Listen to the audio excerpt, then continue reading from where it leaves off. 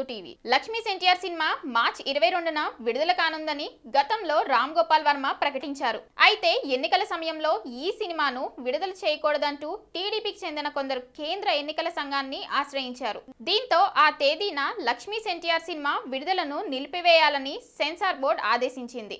అయితే ఆ అంశంలో సెన్సార్ బోర్డుపై న్యాయ పోరాటం చేస్తానని ప్రకటించిన వర్మ చర్చలతోనే పరిస్థితిని చక్కదిద్దినట్లు తెలుస్తోంది.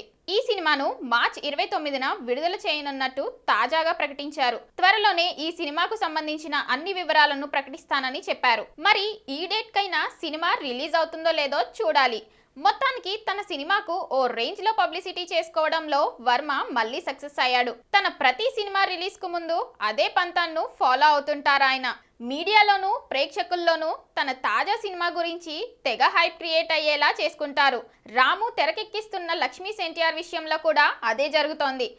ఎన్టీఆర్ జీవితంలో మరో కోణాన్ని ఆవిష్కరిస్తున్నానన్నట్టు వర్మ ప్రకటించిన నేపథ్యంలో ఈ సినిమాపై విపరీతమైన క్రేజ్ పెరిగింది. ఈ సినిమాకు సంబంధించి ఏ చిన్న బొమ్మకు బయటకు వచ్చినా ఏ ఒక్క వార్త తెలిసినా అది సంచలనంగా మారుతోంది. బాలకృష్ణ నటించిన, నిర్మించిన ఎన్టీఆర్ కథానాయకుడు, ఎన్టీఆర్ మహానాయకుడు సినిమాలు ఘోరంగా అటర్ ఫ్లాప్ కావడానికి కూడా వర్మ తీస్తున్న లక్ష్మీ ఎన్టీఆర్ మీద ప్రేక్షకులు పెట్టుకున్న అంచనాలే కారణమని చెప్పేవారు లేకపోలేదు. For more details please like, share and subscribe.